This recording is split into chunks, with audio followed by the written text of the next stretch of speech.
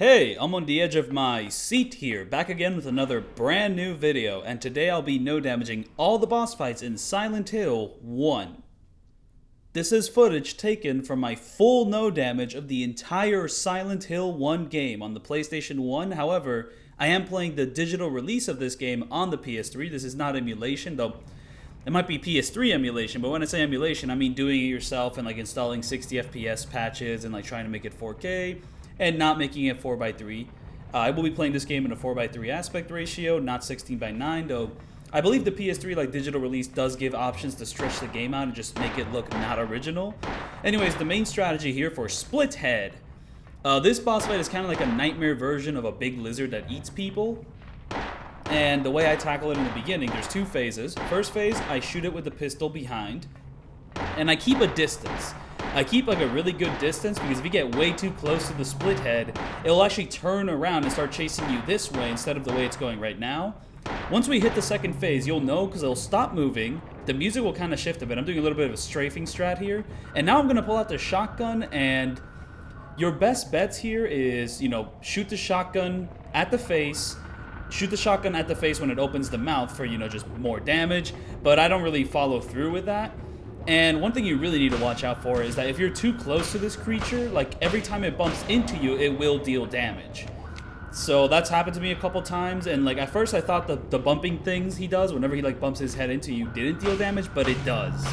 And it's kind of random when he does it, but I guess one way to avoid it is just continuously like deal damage, and he won't feel too compelled to do it because I think like the damage from the shotgun will tire him out too much and he'll just try to do his one-hit kill move. Here I'm going to do something really, really risky. And also, I keep screwing up here because I keep shooting until I have to reload. You don't have to do this at all because every time you, like, ready up the weapon, because, well, gun combat in this game is a little bit weird. It's a little antiquated in some senses. You have to, like, hold down the right trigger to, raise your weapon, and then you press X to fire it. But every time you raise your weapon in the first Silent Hill game, it gives you a full automatic reload, so you don't have to do the in-game reload at all. You don't have to go into your menu for a faster reload. You can just do it in-game, in-engine, boom. Just like that. That is not true in Silent Hill 2, 3, and 4. I mean, maybe, I don't know about 4. 4 is a weird one. Like, 2 and 3 have pretty similar combat, but they do not have this ability to, like, insta-reload every time you ready your weapon. So, it's kind of like infinite ammo, except you don't have infinite ammo. You only have a lot of ammo in comparison to other survival horror games like Resident Evil. And now we're moving on to the Worm. I also have to shout out Carcinogen because his no damage of the entire game did inform my video here for no damaging all the boss fights in Silent Hill 1. I did no damage Silent Hill 1 after Silent Hill 2, and just coming back to these boss fights after doing Silent Hill 2's boss fights, I'm actually surprised that a majority of these fights are much easier than the second game on hard. Like, the second game kind of has this big problem where the hard difficulty just inflates the health bars to a ridiculous extent. A lot of the boss fights in this game are surprisingly brief. I mean, even like the harder encounters, like, do not match up to like some of the more medium encounters of the second game, and I probably say that as a positive. I think for the most part, I think I like these boss fights better than the ones that are in the second game, just from like a gameplay standpoint. They're nothing too crazy. I do think a good majority of them do kind of like devolve into an ammo, kind of like an ammo sponge per se. I think a lot of survival horror games kind of ran into that problem. Resident Evil 1, a lot of those boss fights, you just kind of shoot them, and if you have the ammo, you just waste the ammo, and that's that. I mean, they have ways to beat them with melee weapons as well, but for the most part, you shoot them with a gun until they go down, and that's that. There's not much to it. Resident Evil 1's got the big snake. This game has the big moth, but I gotta shout out the big moth here. Big Moth is probably one of the coolest fights in this game. It might be the coolest fight. Well, I mean, the final boss fight has a cooler design, but the environment of this one, like the verticality of like going up the buildings, just like the atmosphere, the darkness, just the color of these tiles is just really dope. But as for actually fighting this thing, it's a little clunky, and we're not going to use the verticality at all. It's just that on a first-time playthrough, going up those stairs to get a better view at this thing, and the camera switches to a more cinematic angle. So just like this game just looks beautiful with the cinematic angles. I mean, it is a PS1 game. The humans do look a little bit weird, abstract, but the PS1 graphics, I think, actually just helped the sort of horror the game is going for. It has such a classic look that like if it was remade with modern graphics, it just wouldn't be the same. They could still make it scary, but like there is kind of a unique horror with this graphical style and just tone. But the only strategy here is just running around in a circle, waiting for the creature here to do is they have weird names. So the first worm thing is called a Twinfeeler, and then the moth is called a Floatstinger. It floats around, it stings, you know? I mean, it is what it is. And on my first time playthrough, I mean, I played this game back in the day, like in, say, college, like 4 or 5 years back. And I did play it exactly on this PS3 digital release, but I got that, like, PS1, like, digital file, and I put it on my PS Vita, and I played it there, because you could do that with the PSP, and since you could do it on the PSP, you could do it with the PS Vita. And I beat the game at like 2 or 3 a.m. on my PS Vita, and it was an incredible time. More info on that in my full no damage. But for this boss fight, there's a couple things we really gotta like jot down and note. But like I was saying before, I did not know that the Twinfeeler and the Floatstinger were connected. I thought there were 2 different boss fights until this no damage run, and like I just made the connection. Oh, the Twinfeeler evolved into this like Floatstinger here, and that's why they have the same acid attack. Hey, connections. Ooh. But one thing which you really need to watch out for when fighting the moth is that it hurts your hands. Ow, ow, ow. Because going in a circle with the D-pad is just very painful. So, you know, do some hand exercises before trying out this fight, because you're going to be going in circles for a good amount of time. But as for the actual fight itself, you have to avoid doing this thing called the stutter step. I actually did it a couple times in the beginning of this fight, because this is not a perfect attempt, but it is a perfect no damage attempt. I did not take damage. But you have to avoid doing the stutter step. What is that? It's kind of like when you stop moving and continue holding down the sprint button, you kind of go like, whoa! You kind of like do a couple steps, and it just makes you slower at aiming the gun and shooting the creature. So instead of doing that, I think you should let go of the sprint and continue moving just to be able to raise your gun faster. And also with a shotgun, you can kind of do like this buffer during the shooting animation where you can start turning to get the fuck out of there a lot quicker than with other weapons. However, I do switch to the rifle eventually, and the rifle does not allow you to do a buffer animation, but you shoot and like end the shooting animation a lot quicker, so you just it kind of like works itself out. But the shotgun does have a nice buffer animation, and the shotgun actually allows you to move and shoot at the same time. You cannot do that with the rifle, but the rifle is like, it's just so quick that you can immediately shoot, boom, boom, boom. Like, I mean, it is a little bit maybe reductive to continue comparing it to Silent Hill 2, but Silent Hill 2's weapons, like, the shotgun is so slow. In this game, it's automatic. It's like boom, boom, boom, boom. It is so useful. While in Silent Hill 2, I actually found it a bit of a nuisance to use the shotgun. It's kind of like, oh, I gotta, like, route the shotgun. I gotta, like, practice with the shotgun in such a way where, like, the slow-ass shooting animation doesn't get me, like, caught in an enemy attack. I don't have to worry about that in this game. In this game, it's so fast. You can move around. This right here is not a boss fight. It's just a Teenage Mutant Ninja Turtles chase, and I hate it! Oh, man, this part sucks. So you gotta, like, run down here. You gotta get to a certain point here and shoot this Ninja Turtle here. But, like, 2 times with the rifle, if you have the ammo for it. If you don't have the ammo for it, well, pray for your immortal souls. Try the shotgun. Maybe 2 or 3 shots with the shotgun, but I included like a big chase in Silent Hill 2 no damage boss fight, so I decided to kind of include it here. The reason I didn't really want to make like a boss fights no damage for Silent Hill 1 is just that there's not that many of them, and it would make for a very short video, and my commentary wouldn't even begin to scratch like the surface of just how dense and awesome this game is. You know, all its positive, its faults. Really banger game. I've played the first 4 Silent Hill games. I pretty much like did my whole big walkthroughs of those back in the day, like 4 or 6 years ago. And I'm just revisiting them now and just having a great time. And I've always wanted to no damage them, just to kind of like just show off like to people who maybe haven't played them before. These are really dope games. I don't know, that's kind of why I do a lot of my no damages. And now we're at the Cybil fight. And if you go for the good ending, you don't have to do this fight at all. And maybe it's but on a first time playthrough, you're not going to know how to get the good ending. It's actually like pretty obtuse per se. Like the game does not spell it out for you. You kind of have to know ahead of time how to get the good endings, because if you don't know about this stuff ahead of time, very easy to miss, and you'll just end up doing this fight. So this is actually a fight I have to go back and re-record, because in my original no damage run, I didn't do this fight. I just did the thing which automatically like makes you skip it, which gets you the good ending, which saves Cybil. I did not fight her one-on-one, so here I'm fighting her one-on-one, and I did it pretty clumsily, because the fight is pretty clumsy. Though I will say, I do think this human, like 1v1 human encounter works better than the 1v1 human encounter in Silent Hill 2. I mean, for one, the PS1 graphics kind of like abstract like normal human being behavior a little bit. I think that works to its favor. And 2, she's kind of like a possessed evil version of herself. She's got like a slug creature in the back of her neck. It just kind of makes like more sense why she's kind of moving in this unnatural human way. And here I'm using Silent Hill 1's famous dodge step. This thing doesn't come back in the rest of the series because there's just not much to it. Like, a lot of the time, it's pretty useless, but you can use it in these kind of niche situations. Like, basically what I'm doing in this first phase here, she has 2 phases, is that she'll either walk up to you and try to pistol whip you, or she'll pull out the gun and try to shoot you. So if she's like getting a little too close without pulling out the pistol to like shoot you, she's probably gonna try to pistol whip you. So, you know, just do the dodge when she's about to pistol whip you here. You don't do it like immediately when she's doing the animation. Like, she does it way too fast. You kind of have to like predict it a little bit. You know, like when she's getting really close to you, then you do the dodge step. And most times after doing the dodge step away from her pistol whip animation, she'll automatically try to shoot you. But most times, if you're far away enough, she'll try to shoot you. And what I try to do, and it's maybe not the best way of going about it, is I just strafe really, really fast. This game has tank controls. Future entries would allow you to not use the tank controls, but Silent Hill 1, you have no other choice but to use the tank controls. So every time she readies the pistol, I mean, I'm already like holding down the sprint button and I'm strafing around. And like, you're gonna have to get used to this movement a little bit. It can get a little bit awkward. And there's certain times where you really don't want to be that far away from Cybil, because like, if you start doing the strafing from like too far away, I guess like Cybil's aiming will be like a little bit like in the middle of nowhere, and then like you'll like enter that middle of nowhere while doing the fast strafing and she'll hit you. It's very hard to explain, but I ran into it a couple times and it was very infuriating. So I think there are strategies where you can like kind of waste her ammo. That's what I'm doing in this first phase. I'm not shooting her at all.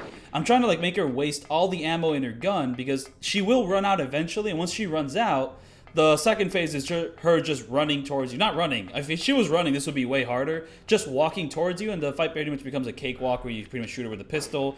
But that cakewalk, I still messed up one time in like a no damage fail, so, you know, don't get complacent. There's some fun gimmicks that can happen in this fight too. I mean, it's already happened a couple times. Like, the carousel will start working. She'll just ride one of them. Like, I like that. It's fun.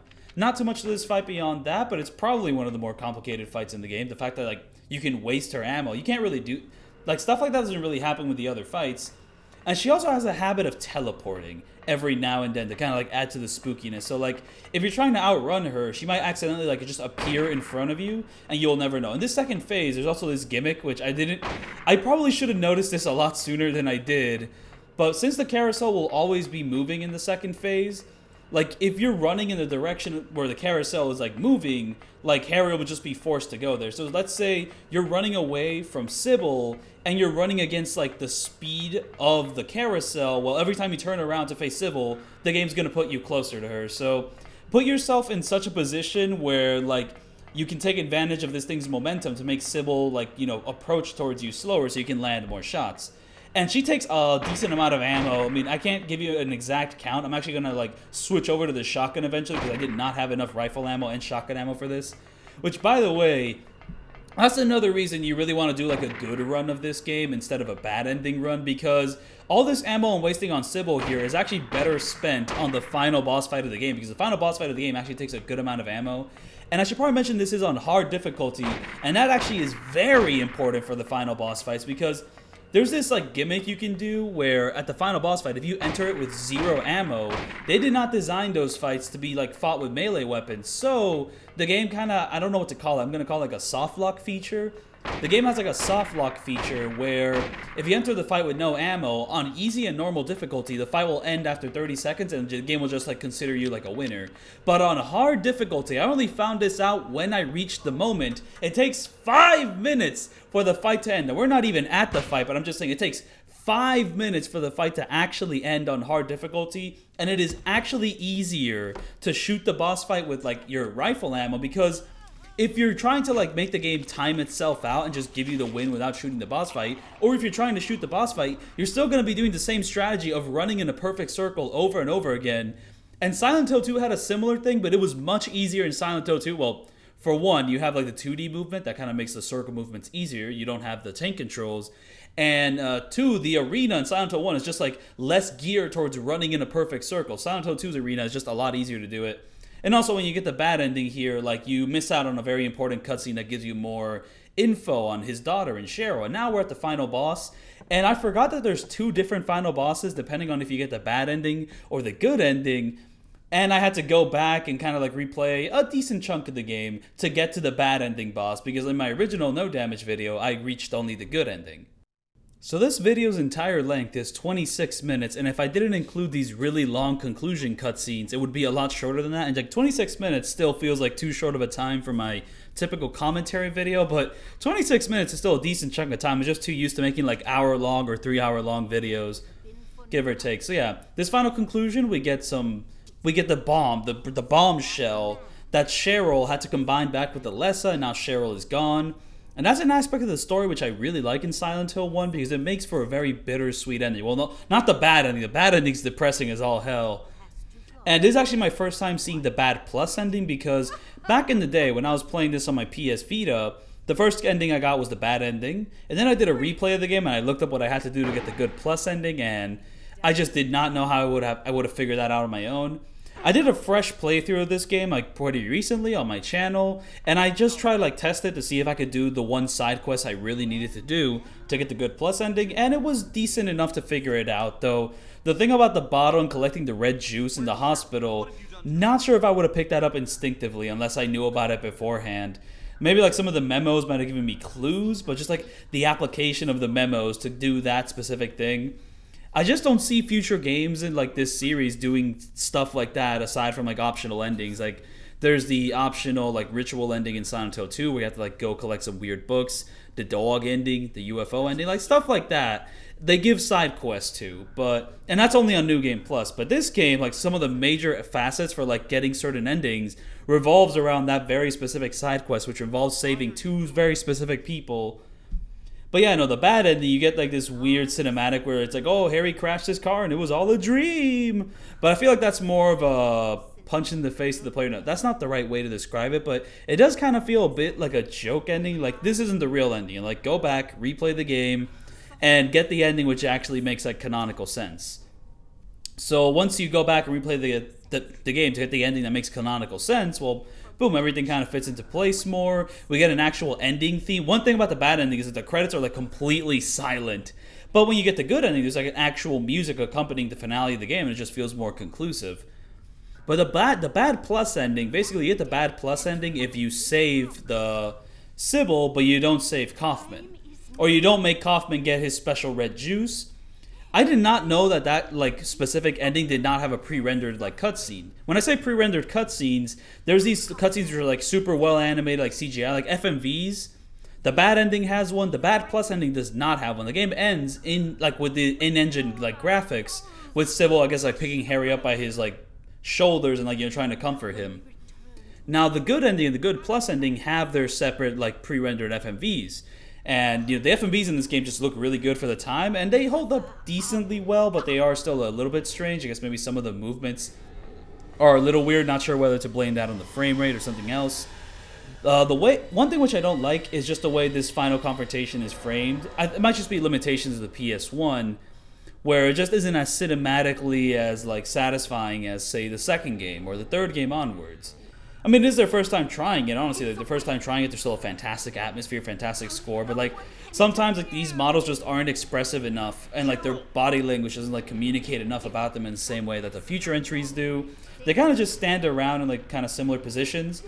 Though there is a lot of framing in this game that's super dope. There's like this one shot in the good plus ending, which is just really great. I mean, it's included in this video. These cutscenes I did not include in like my full no damage of the game. So anyways, this is actually one thing where I'm not sure if I no damage this game or not. So I'm going to shoot 8 shots, and then I'm going to run in a circle, and then I'm going to bounce into the Incubator's force field. Does that deal damage? I really need like a Silent Hill expert to like confirm or deny this because I'm playing on the PS3. I can't I'm not emulating the game. I can't check a cheat engine or something, but I'm doing a very risky strategy where I shoot 8 shotgun shells like straight in her face, and then I immediately shoot 4 rifle shells. And I pray that, like, it damages her because, like, the shotgun deals more damage the closer you are. Wow, it's just like real life. I just didn't think the game would actually, like, take that into account. But the game does take that into account. And it does affect things pretty greatly. So if you're wondering, hey, why did you defeat this boss fight with, like, 8 shotgun shells and 4 rifle shells? It took me 20 shotgun shells. It might have been a distance game. So, just keep that in mind. But the 2 times I bumped into that force field, my health was still solid green. However, I have had situations in this game where like an enemy will attack me and I'll bleed red. I did get hit, and my health will still be in the solid green because the solid green. Oh, by the way, this is me because I'm such a nice guy. I'm committing the reverse will to give Harry his actual good ending with the awesome credits music and all that. Because I felt so sad giving him like the bad ending. So yeah, I'm just reverse willing all this, just boom, boom, boom, boom, boom. But, you know, I'm a really nice guy. I want to help him out. Though despite being such a nice guy, I still can't bring back Cheryl. I am not a game modder. There'll have to be a modder that'll do that Samaritan act of bringing back Cheryl for this game. Even though it would make this story less effective, because the removal of Cheryl just makes for a more bittersweet ending in the good ending, per se. Because, yeah, his main goal throughout the whole game is, I want to rescue my daughter. At the end of the game, he can't do that, but he gets the chance to raise a new human baby that can maybe, like, live and not be affected by the mechanisms and, like, the horrors of, like, the monstrosities that, like, Dahlia Gillespie and the cult did. And mind you, that doesn't go perfectly to plan in Silent Hill 3, but, like, it's a decently bittersweet ending. Because, like, when an ending is too good, you just stop thinking about the story. Like, oh, everyone won. Okay, I can go home. I don't have to think about this anymore. If the ending is too depressing, you're just kind of like, what was the point in watching that, dude? Everything's, like, sad. Everything sucks. I mean, like, hey, bad endings can be important, have thematic purpose and all that, and leave you thinking about the story, like, for years to come. But it's a bittersweet ending that just hit the exact right, like, point, you know? Like, it's satisfying enough that you can kind of, like, move on, but not so satisfying that you stop thinking about this stuff. It's kind of like, oh, wow, he doesn't get to have Cheryl. What does it mean to raise this new human baby? It just leaves questions in your brain. Really good ending, though. For the most part, I don't know if I'm that attached to Silent Hill 1's story. It's pretty good. But I guess, like, some of the emotional, like, weight and, like, hooks of the second and third game just aren't really here. I mean, it is a very obtuse story, and hey, obtuseness in horror games works really well. I really like this shot here with, like, just the black background, the bottle flying through. Just, like, the cinematic language here is really dope. Probably some of my favorite shots are in Lisa's, like, death scene, though, where she finally learns the truth, and, like, that pre-render looks beautiful. And even the way it's framed in-game with, like, the overhead camera, like, the cut to Lisa approaching the camera, and then, like, contrasting that with, like, Harry closing the door. That stuff is, like, beautiful for the time. Oh my goodness, really, really love that stuff. I mean, the most cinematic games on the PS1, I guess Metal Gear Solid 1 would probably come up. And there's a lot of great stuff in that game, but hey, for a horror game, this is, like, really great stuff. And just, I mean, Metal Gear Solid 1 loves over-explaining everything. That really wouldn't fit Silent Hill 1. Okay, now that I'm yapping a lot, I'm realizing, okay, Silent Hill 1 is very obtuse about a lot of details in, like, really interesting ways. But it's also a game where characters kind of yap about certain mechanics of the story, which maybe they shouldn't have. Like, I mean, I think, like, some of the dialogue here, there's a character going like, oh, there was a cult here, and there was a drug problem, and all that. That sort of dialogue isn't that interesting. Silent Hill 2, I think, took things in an interesting direction where characters won't really yap about what's going on in the town because they don't have a fucking clue what's going on in the town. So, like, everything they say is kind of clouded in, like, mystery. Like, you know, they don't know everything. They're kind of, like, in their own little world, and that makes those scenes, like, more interesting. Silent Hill 3 has some more, like, straight-on exposition scenes, and has characters that are a little bit more of a head on their shoulders. But also, I think the personality of the characters really pop out more in Silent Hill 3. Anyways, here is the actual final boss of the game. If, you know, I guess this is the canon one, per se. The fake one's called the Incubator. This one's called, like, Incubus. And it's like a false god, but it's like a baby of it, and it looks awful. And it's like, no, it looks awful, like, in a holy shit, this is demonic sort of thing. And the song is, like, one of my favorite final boss fight songs in anything. It just sounds so fucked up, the radio going crazy. It's like you're at a dentist in hell. Holy shit, dude. Like, what a way to end the game. I'm actually surprised the boss fight's not that complicated. All you have to do is kind of run in circles to avoid the lightning and then just shoot the boss. And if you do everything correctly, it'll end in a minute or two. It seems to have a little bit more health than the Incubator. But I think the Incubator was actually the harder fight to deal with because the Incubator, I wasn't expecting it, but the Incubator, because, like, she's in the middle of the field and she has a force field, it gives you less space to run around in a circle, which kind of limits your options on how to avoid her lightning attacks. Also, not 100% sure about this video. So, like, with the Incubus, I'm pretty sure, like, this creature shoots lightning 4 times, and after the 4th lightning strike, you have to stop, look at the Incubus, and start firing. And also, this is one of the only times in the game where, like, I really, really use, like, the L2 button to focus on the demon. If you don't use the L2 button, it's actually kind of hard to, like, spot where the demon is. And I don't do that with any of the other boss fights, but for this boss fight, I'd say it's pretty important. Just to kind of be aware if you're actually shooting at it, because I missed a couple shots here. And by the end of the game, you're not going to have the most ammo possible, unless you were doing, like, a melee run only. In my own no damage run video, I never actually used the melee weapon to defeat the enemies, because This is more a point for my full no damage video, but I think a lot of the difficulty is front loaded in the school because those demon children are easily the most infuriating enemies in that game. Oh my goodness, man, they are annoying. And like afterwards, the nurses are just like no big deal. I'd say probably another annoying enemy is like the monkey that like kind of runs around in the overworld. The overworld exploration is actually so much harder in Silent Hill 1 than it is in Silent Hill 2. But I'd probably say the levels are more demanding in terms of their objectives in Silent Hill 2. And there we go, that's all the boss fights in Silent Hill 1. I think there was a point I really wanted to mention. Yeah, the no damage stuff. So the Incubator, I ran into a force field like 2 times. Can someone in the comments please confirm or deny if I took damage or not? I really hope I didn't take damage because I've already uploaded this video and did commentary for it. So if I did take damage, I might have presented the bad ending boss fight as a bit of a bozo in the sense that I took damage during it, but I don't think I did. I mean, I ran into it 2 times and I still stayed at green health. Now, if I ran into it 1 time and I'm still at green health, I would be a bit suspicious, but 2 times? I can't think of another attack from an enemy in this game where if it lands 2 times, like, you know, you still stay at green health. I mean, after your attack like 2 times, it should, you know, lower the gradient a little bit. Can't think of an attack that doesn't do that.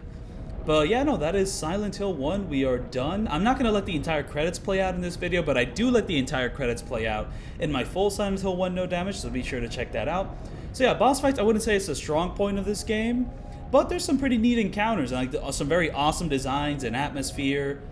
And Silent Hill 2 carries on with the awesome designs and atmosphere, but some of those fights are also a little bit more frustrating to fight. I think I actually like the simplicity here. There should be more complexity in these fights, but I think the way Silent Hill 2 went about it wasn't perfect on hard difficulty specifically. Final closing thoughts. Do not play Silent Hill 2 on hard difficulty, just stick to normal. This one, I played on hard, it's fine. I mean, enemies do kind of crowd the hallways a little bit too much, but the hard difficulty seems balanced enough. So yeah, thank you so much for watching and sticking around, and I'll see you all then for my next No Damage. Peace out, Kaufman.